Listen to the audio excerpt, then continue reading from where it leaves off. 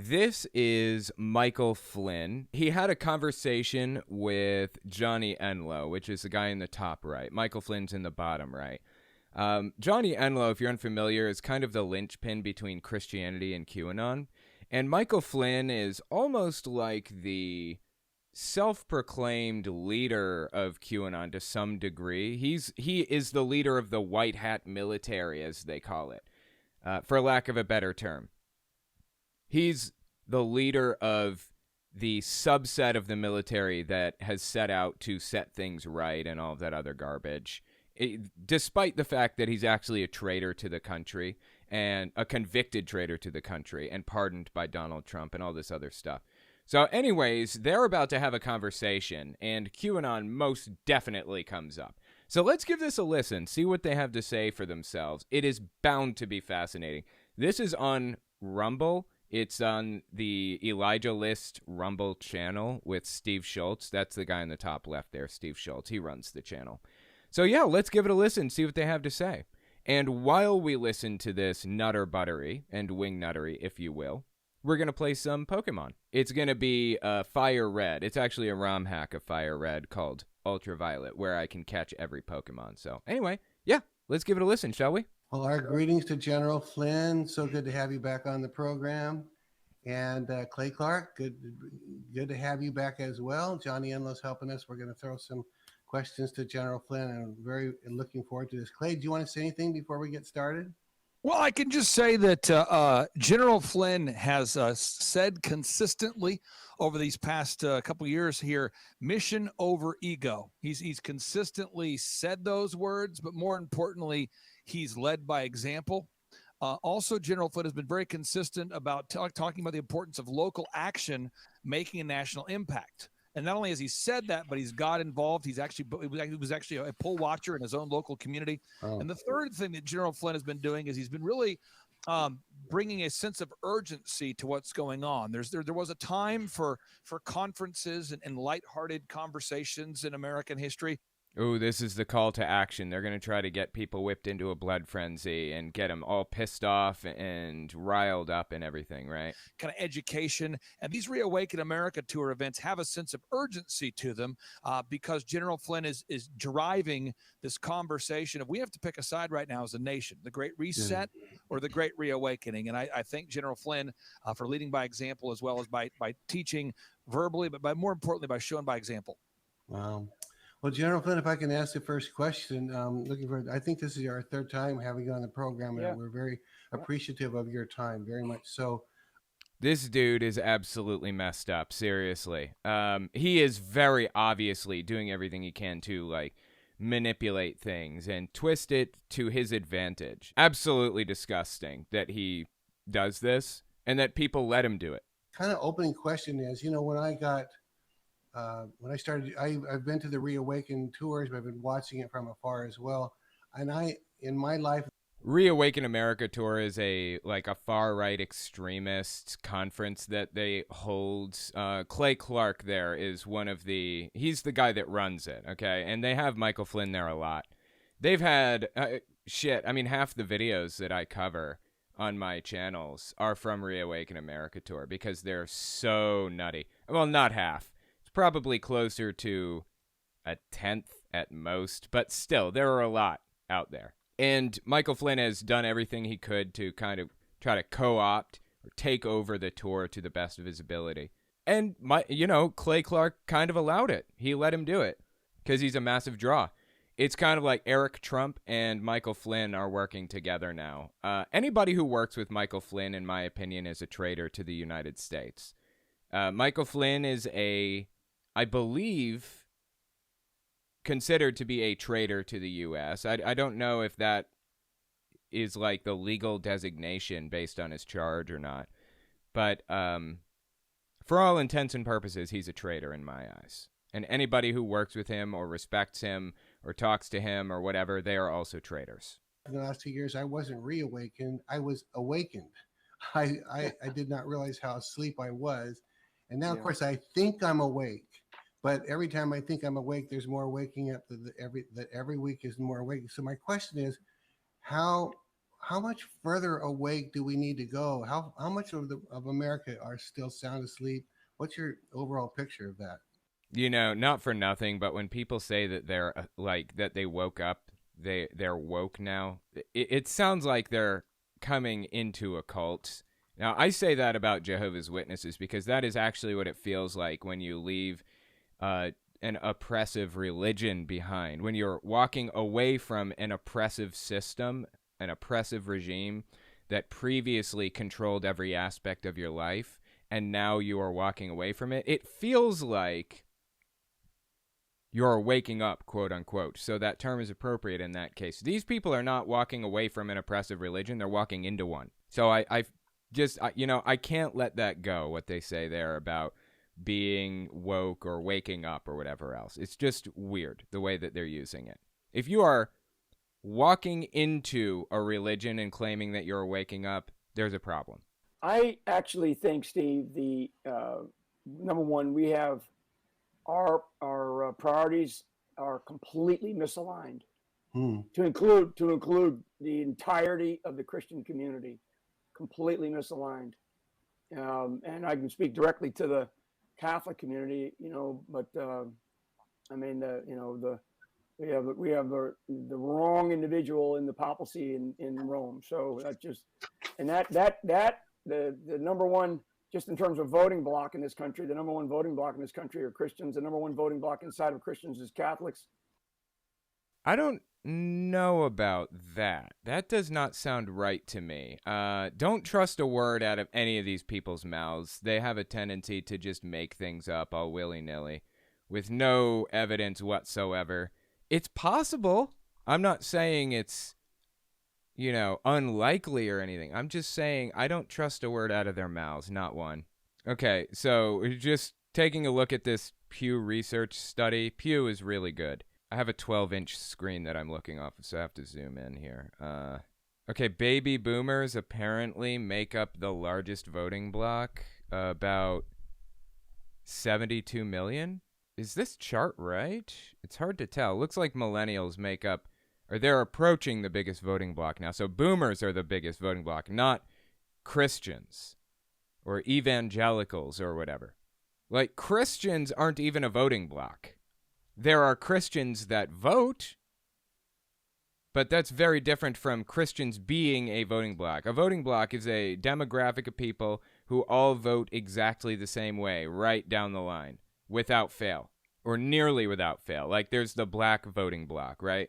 The black vote usually goes to the Democrat, for the most part. I mean, by a wide margin, 70% or something like that. That's what a voting bloc is. What he's talking about here, Christians are not a voting bloc because there's so much diversity in the Christian vote.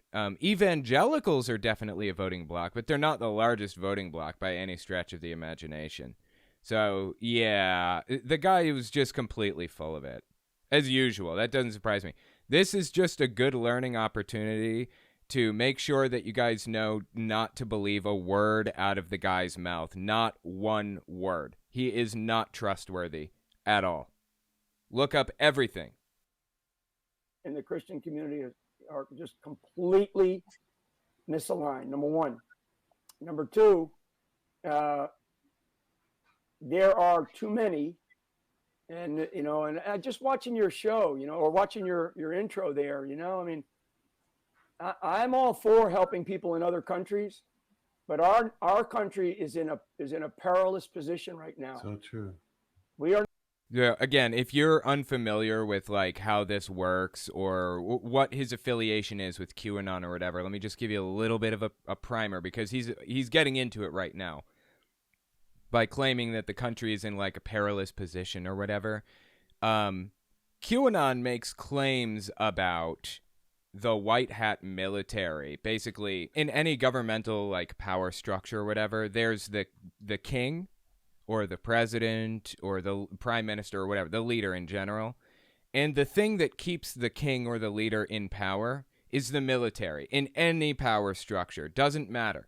Now, in the United States, we don't view the military as like a threat to our safety or a threat to democracy or whatever, because the military follows the president no matter what. The president is the leader of the military, period, hands down, no questions asked. That's what it is. And when there's a dispute about who the president should be, the military follows what the Constitution says. That's the thing. Now, the reason that the Constitution is, the reason that people worry about a constitutional crisis so much is because a constitutional crisis is basically what happens when nobody really knows, like the Constitution doesn't outline what we should do in this situation. That's what a constitutional crisis is in the first place. We don't know what to do because the Constitution didn't really account for this. So now the power structures that are in place will do whatever they do. It's up to them now. Like the military is expected to follow the Constitution. And the Constitution says they follow the president. If we're in a constitutional crisis, like Donald Trump tried to put us in, then it's kind of up to the military what they do or who they follow. The military will pick the president. That is what you see in third world countries. The military picks the president. There was a military coup in Turkey a while back to oust Erdogan. And to counter this military coup, Erdogan got all of his supporters to step out into the streets and riot and fight and all of that stuff. You know, try to make it clear that the military has no right to, you know, take control over Erdogan or over the country or whatever other thing. Eventually, Erdogan regained control because it was just a small subset of the military that was trying to run the coup. It thought that it was much bigger than it was. But if you want to take control of a country extra legally, outside of legal means, you have to do it through the military. That's how it's done, right? And in America, everybody understands that there's no hope of, you know, the U.S., or there's no hope of the military defecting to Trump or whatever, because the military follows the president. That's just what it is. So Trumpists are attempting to create their own military by buying a bunch of guns and forming into a militia, an action they believe to be protected by the Second Amendment, blah, blah, blah. The other option would be to create a constitutional crisis like Trump attempted to do. None of that has worked up to this point, but you can bet that if they thought that it would have worked, they would have gone ahead with all of it. In fact, they did try to go ahead with all of it.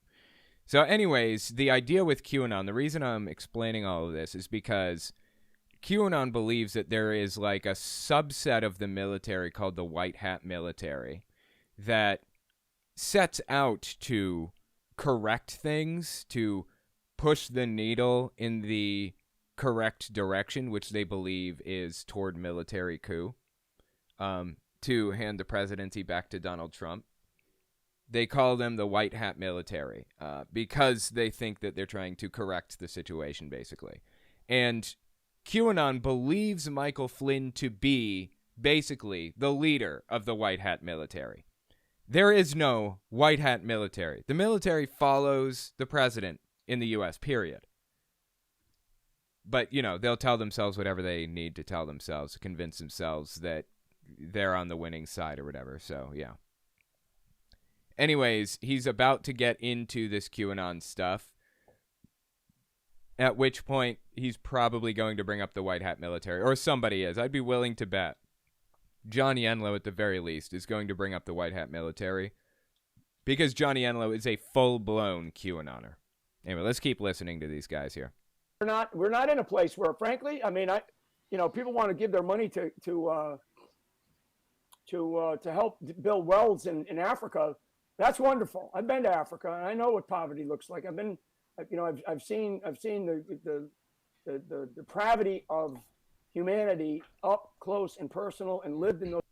I can believe that. He was part of he was like a 4-star general for a while or something. Was he a 3-star general or something? I mean, Flynn's brother is like one of the highest up people in the military right now. He's like the army general over the Pacific or something like that, some crazy thing. He knows exactly how the military operates, and he's been all of these places. He knows.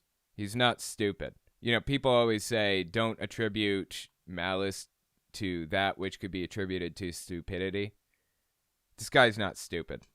Only other explanation in Flynn's case is malice, but let's keep listening. Those societies for periods of time, and because of my military training and experiences and overseas deployments, but we have right now in our country, we have maybe 2 years left, and I mean that.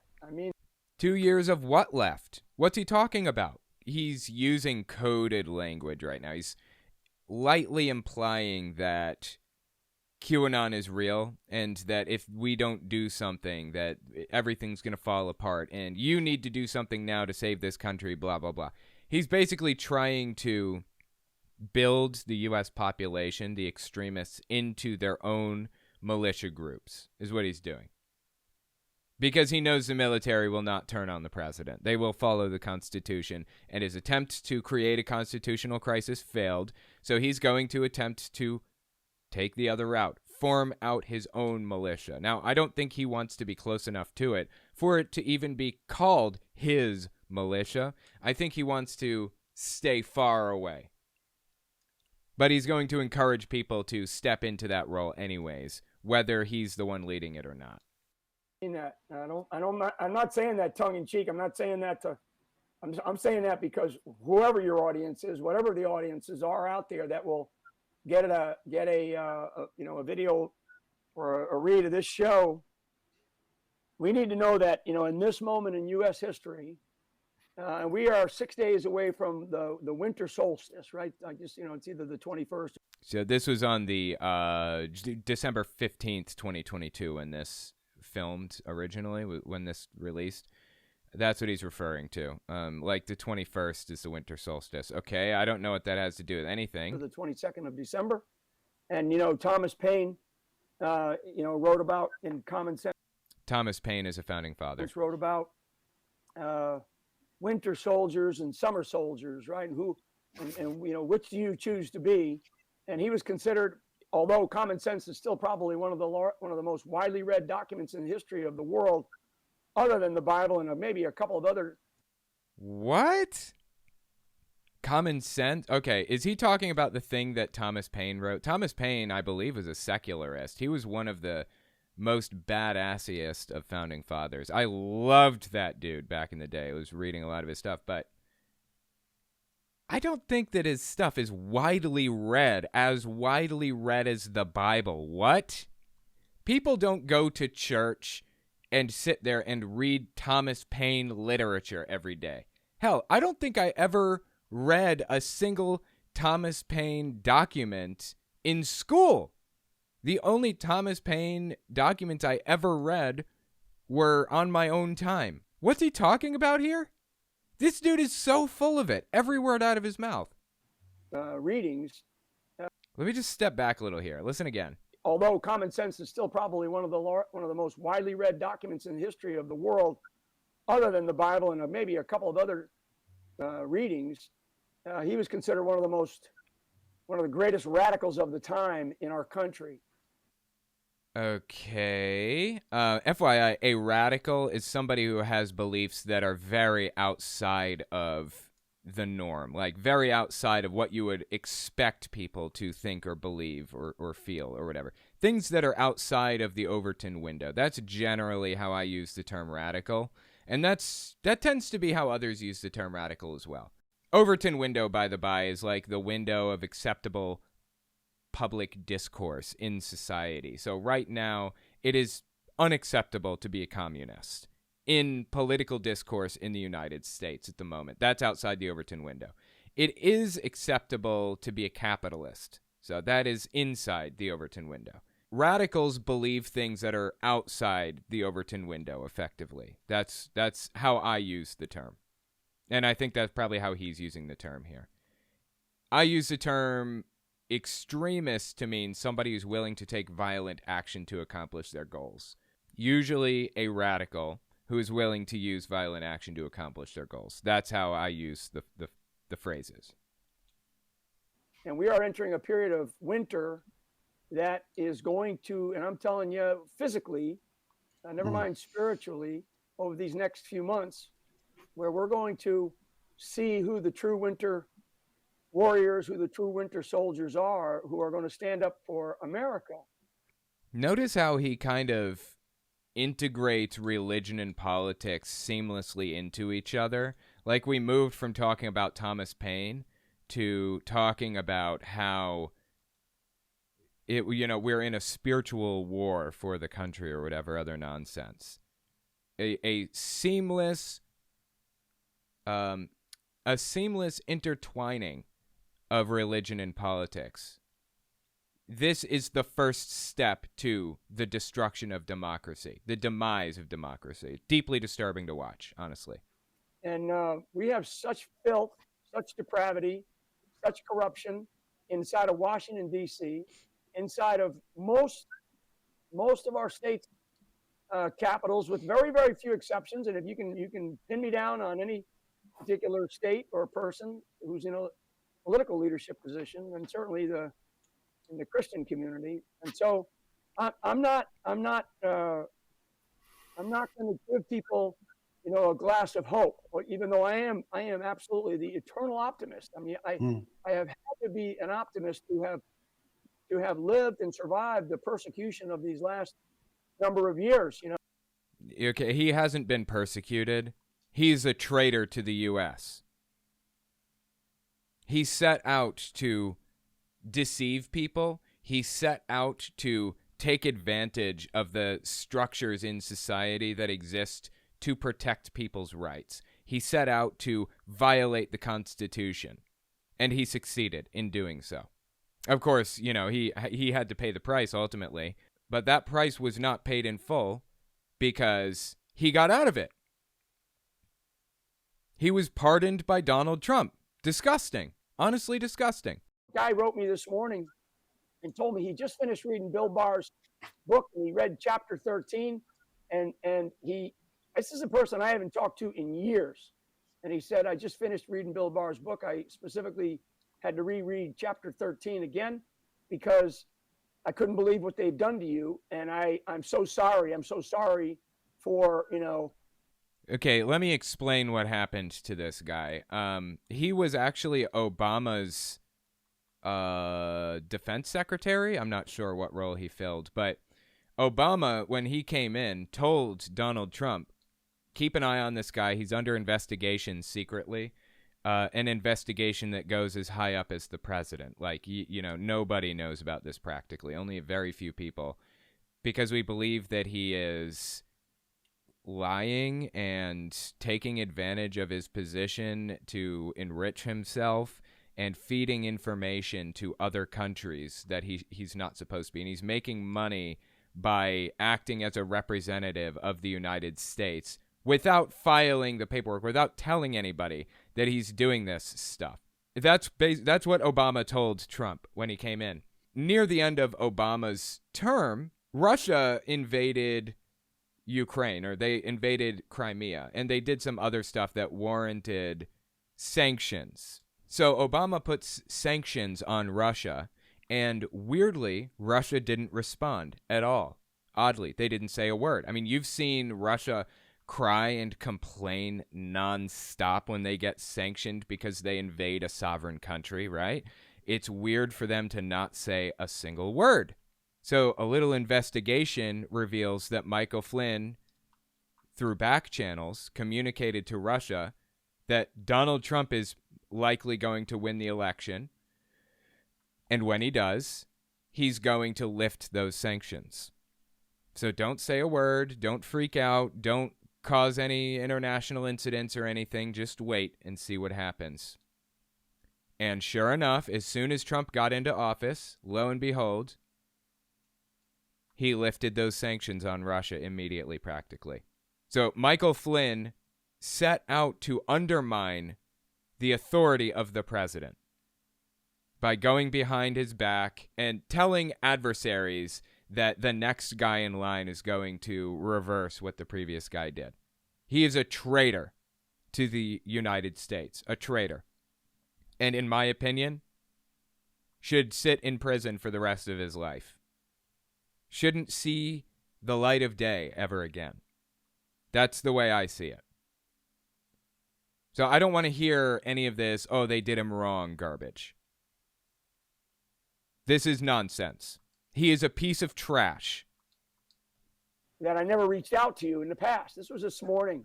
Wow. And so I'm like, I read something like that and I say to myself, maybe that will wake that person up. Maybe there's that one person that will wake up because they read something, but I'm living it. I am living proof of the persecution of America, and I'm just one person. And I went out for a long walk this morning, a long hike, my wife and I, early morning, beautiful day, nice breeze, all this beauty around us. And we're thinking of we're talking to ourselves about, why would anybody want to destroy this beauty? Why would anybody want to tear this country apart? And the answer is actually, they don't. You know what? Fair enough. The answer is they don't. Now, Michael Flynn, the way he's framing this is like, why do Democrats want to tear the country apart? Democrats obviously don't want to tear the country apart, and they're not tearing the country apart. Republicans, or more specifically Donald Trump, is tearing the country apart. Why does he want to do that? The answer is, I don't think he does. I think Flynn is right. Nobody is setting out to tear the country apart, right? But Trump wants power. And part of having power means tearing the country apart, because you have to break the established laws and precedents that exist right now to take that power unlawfully, basically.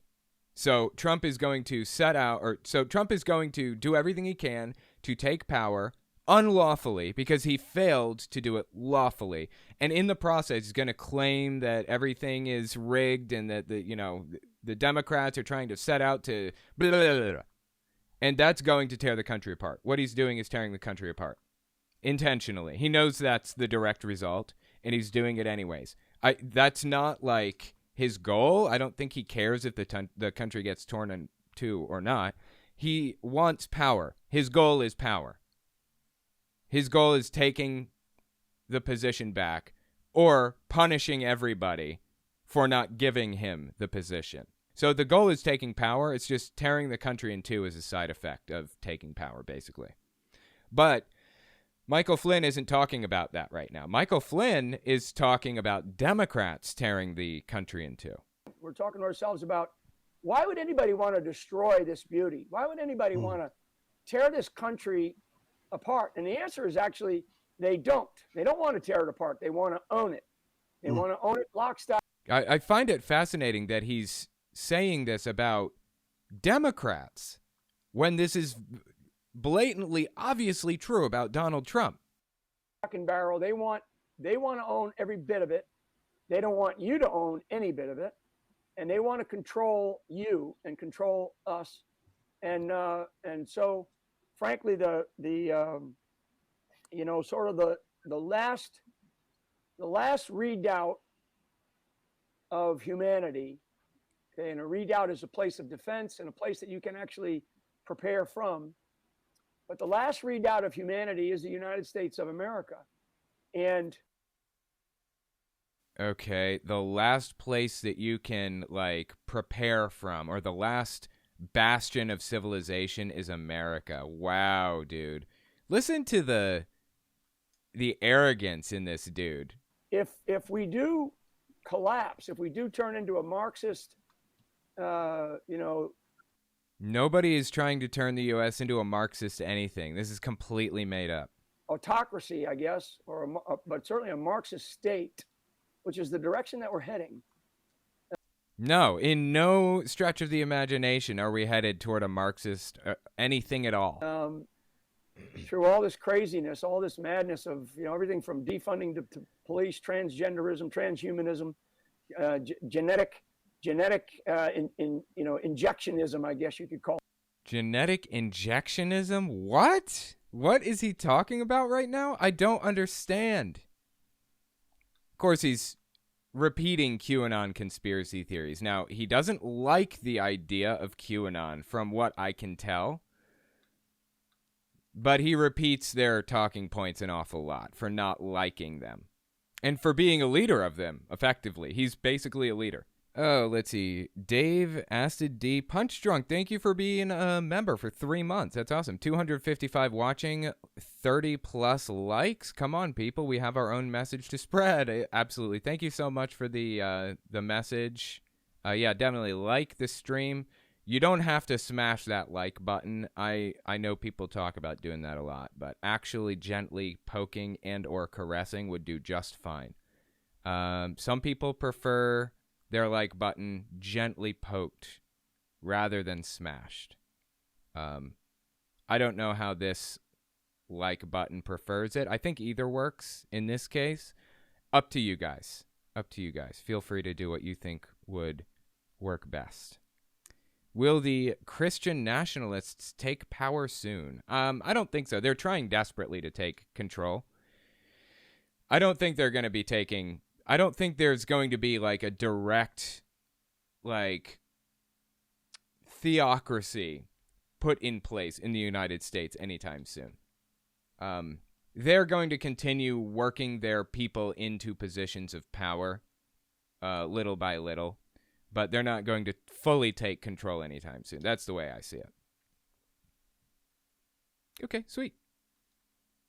Well, I call it injectionism, because we're being injected with gene therapy treatments that we don't necessarily even understand. Gene therapy treatments that we don't even understand. We do understand them, actually. He's talking about the vaccine right now, of course, mRNA. Yeah, we understand it pretty well, actually. We have a strong grip on how this works. I mean, this is all just QAnon nonsense. He's trying to spread QAnon beliefs about the vaccine. I don't know why. I don't know what he thinks he gets out of this or whatever, but it's complete nonsense. You know, and although it was Matthew, and I forget which one of Matthew, maybe 5:14, maybe, don't hold me to that. He's the one that talked about, you know, the city on the hill, right? City on the hill. Yeah. And the Bible, America didn't exist when he said that. You know, America did not exist when he said. Right, so it's completely unreasonable and ridiculous to believe that that's who he was talking about, okay? You're probably talking about some place that God chose where people could be. Maybe he was talking about the city on the hill being heaven, you know, and we just. That is the prevailing assumption, yes. That's what everybody assumed he was talking about. We describe places like America. I mean, Ronald Reagan called it the shiny city on the hill, you know, the John F. Kennedy had different words for it, and I call it the true North Star and America. But okay, this makes absolutely no sense at all. He's doing everything he can to turn America into some special thing, some big biblical, you know, whatever. It's all completely made up. The light that we. He wants to make America into like a biblical location, a special location. Prophetic, that's the word I was looking for. He wants to make America into like a prophetic location, a prophetic thing that exists. That we seek in this country is dimming, and it's dimming principally because of the Christian community, Steve. Wow. And Johnny and Clay, because we have too many people in the pulpits, right? Standing behind the pulpits. They preach the word, and they can. I don't care if this is the last interview I do on Elijah Streams. Honestly, such a martyr. He's going to just put it on the line and say things that literally everybody listening agrees with, and he's going to pretend to be a martyr anyways, despite the fact that everybody already agrees with it. He's a fighter, right? We are at the last few seconds of the 12th hour. We're not at the 11th hour, and we are getting ready to go into a period of, and Clay can talk to this in much greater detail, but we're getting ready to go into a period of universal vaccinations. We're getting ready to go into a period of. Aren't vaccinations already pretty universal? Doesn't everybody get vaccinated? I mean, Or vaccine. I'm sorry. Doesn't everybody already get vaccinated? I mean, don't they vaccinate animals regularly? Vaccines have been around for like hundreds of years, right? Didn't George Washington inoculate his troops from smallpox in the exact same way? What is he talking about right now? Of universal identification to understand our carbon footprint. Oh, by the by, you probably saw me fight and catch a Mew just now. That's part of the ROM hack. Mew is available. You can actually catch all Pokemon from Gen 1 and Gen 2 in this, and Gen 3, I believe. I'm just going to be catching like the Gen 1 Pokemon and Mew, but yeah. And maybe one or two others if they come up along the way. So anyway, it's a really cool ROM hack. I like it a lot. Instead of having to trade Pokemon to level them up, like Kadabra into Alakazam or Haunter into Gengar or whatever, you just level them up. They change at different levels, so pretty useful. Anyway, let's keep listening to old Flynn here. Let me step back a little bit. The 11th hour, and we have getting ready to go into a period of universal identification to understand our carbon footprint and our ESG scores. Okay, what he's repeating here is a conspiracy theory known as the Great Reset. He's repeating parts of it. He's repeating bits about climate change control and how people are trying to like set up a system where you have to carry a tracker on you legally, and if you don't, that tracks your carbon footprint. If you don't, then you'll pay the price, all kinds of other nonsense. It's all made up, all of it. It's all just QAnon bullshit, of course. So in our movement, our ability to move in this country is going to be not done because that's where you want to go. It's going to be done because that's where you are told to go, or that's the only places that you can go. I mean, these are the things that are real. If you read the results of the G20 summit out of Bali, Indonesia this past month, if you read Executive Order 14067, which was, I think, dated 8 March 2022 here, that's just less than slightly less than a year ago. I mean, and that went into effect on Monday. So we're in a place where we have. Okay, hang on. Let me step back and listen to that one more time. Just less than slightly less than a year. 14067, which was, I think, dated 8 March 2022 here, that's just less than slightly less than a year ago. I mean, and that went into effect on Monday. What's he talking about here? I'm trying to understand what he's getting at. The results of the G20 summit out of Bali, Indonesia this past month. If you read Executive Order 14067.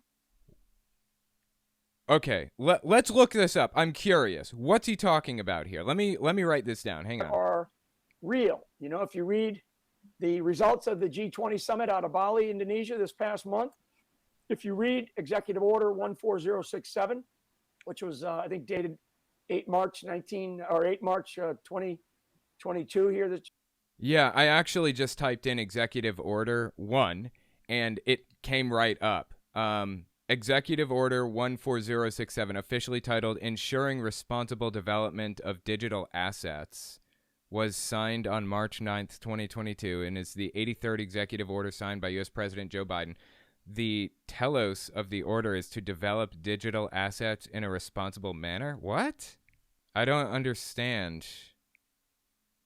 The executive order aims to develop a digital assets policy plan and organize federal regulators' efforts in this area.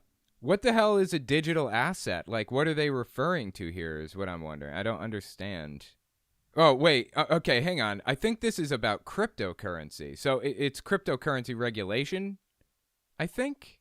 Is that what it is? It's so hard to tell. The order outlines 5 main goals, which includes protection of consumers and investors, monetary stability, decreasing financial and national security risks, economic competitiveness, and responsible innovation. It also asks for more work to be done into developing a U.S. central bank digital currency, CBDC. Okay. So, from my understanding, it's just moving us toward regulation of cryptocurrency and moves us toward developing a state cryptocurrency. Like a lot of countries have their own cryptocurrency. Okay. I'm not sure. Is this like part of his conspiracy theory or what? I'm really not sure like what he's getting at with this. Apparently this executive order is like part of a massive conspiracy theory, a big QAnon conspiracy about them like, I don't know, about like the US trying to control the banks or something. I don't have any idea what they're on about right now. Just bizarre, man. Just bizarre. Let's see what else he had to say about this. Just less than slightly less than a year ago. I mean, and that went into effect on Monday. So we're in a place where we have to really think strategically. He's saying this like the deep state got one over on everybody. It's just adding regulation. I don't understand. Like, what's he talking about here? And the Christian community, and I'm not talking the small churches, because the small churches are out there. There's a grassroots movement in this country that is not just pushing back against the federal government. They're pushing back against what the church is not doing. Okay, the church is not leading. The church needs to lead. We need to lead. We need to recognize that this is a moment of peril for the very existence of the United States of America, and we need to get moving now. In what way? How is this executive order that adds regulation to cryptocurrency a danger to the existence of the United States? What is he talking about right now? This is nonsense. Yeah. We need to begin to take action now. And what are some of those actions? Well, a lot of those actions, as Clay, said that, I use this phrase, local action equals a national impact. I mean, what does that mean? That means that people... Means absolutely nothing. No, actually it means get involved in your local school boards, get involved in your city council, in your everything. That's what it means. If you're not doing it, FYI, these people are. Something to keep in mind. We're not going to solve anything in Washington, D.C. If we were going to solve problems in Washington, D.C., I wouldn't be on the show. We'd be solving these problems. We'd be... i.e., we're beyond solving this stuff politically. We are now in the solve it militarily phase with local militias. That's really what he's saying.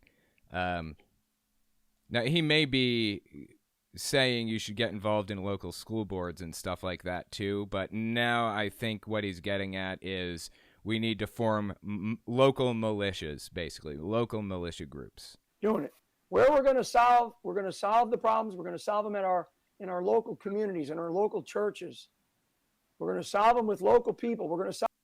Yeah, he's not saying solve them in local school boards. He's saying solve them in churches. He's saying churches should be organizing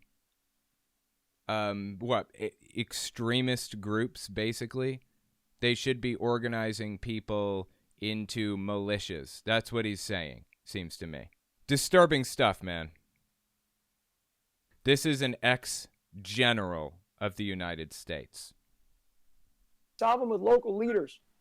They, in my little community, my little county, the county that I'm in, it's actually a good sized county in terms of numbers, but the level, and this is in Florida, the level of corruption, and I'm not even touching on I don't even want to talk about the Democrats because, they're soulless, dark-hearted party. It is a soulless, dark-hearted party.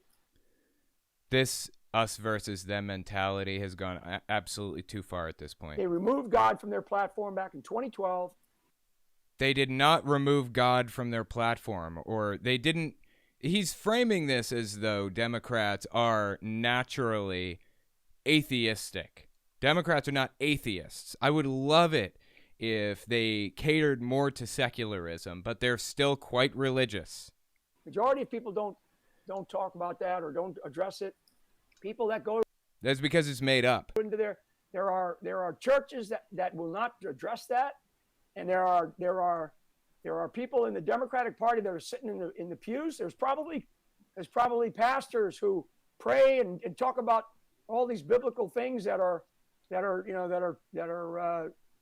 touting some of the things that we know to be absolutely morally depraved, yet they're publicly speaking about some of the people that are running our institutions and running our local, state, and federal government. Okay, this is just completely made up. Like, this is how they do it. They tried to frame this stuff as though the other side is doing something dirty or evil when they are the ones doing it. Seriously. Wow, free breather. I have seen you a couple of times, and both times you seem like you're very upset over something. Are you okay? You seem very angry when you play video games all day. I don't play video games all day, FYI, but even if I did, what's wrong with that? I don't understand. It seems to me that you sit on YouTube all day talking shit to people that you don't like. I don't understand why one is better than the other. I don't know what it was that Free Breather said earlier, but Free Breather said something really angry and aggressive. I just completely ignored it. Whatever.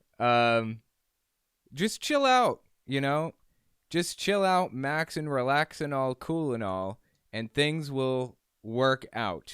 You seem like you're a little too mad. Why are you even in the chat? Like, if my channel pisses you off that much, why are you here? Like, I cover people that I disagree with because I feel like they aren't getting enough attention, and people need to be aware of what's going on in Christian nationalist circles and stuff. And I want to point out how propaganda works. I am all about the psychology of it. I'm not sure why you're here if I piss you off so much. Just very odd. So anyway, all right, let's keep listening to Flynn. The amount of corruption down at the lowest level. So yeah, is it an ugly situation? It is an ugly situation. Otherwise, we wouldn't be here. I mean, I don't know if anybody, any of your audience, and they should read the lawsuits that both Carrie Lake and Mark Fincham just filed. Okay, Carrie Lake actually just lost her lawsuit.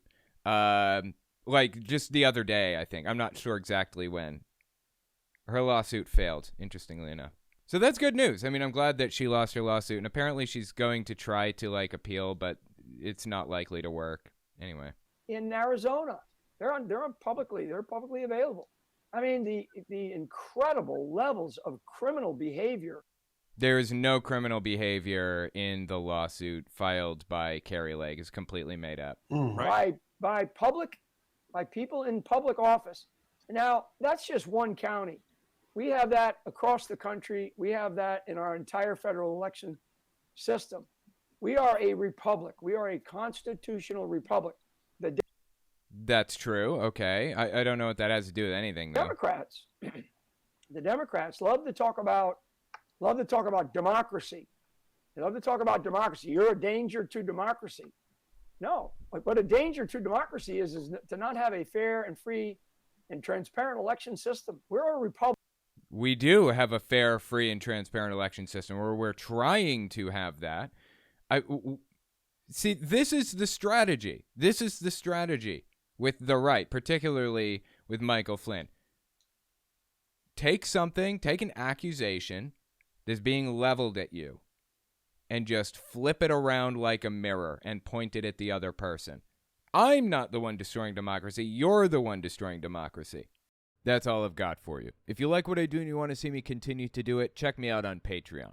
And let me know if you want to see more stuff like this in the comments. Okay, thanks for watching, guys.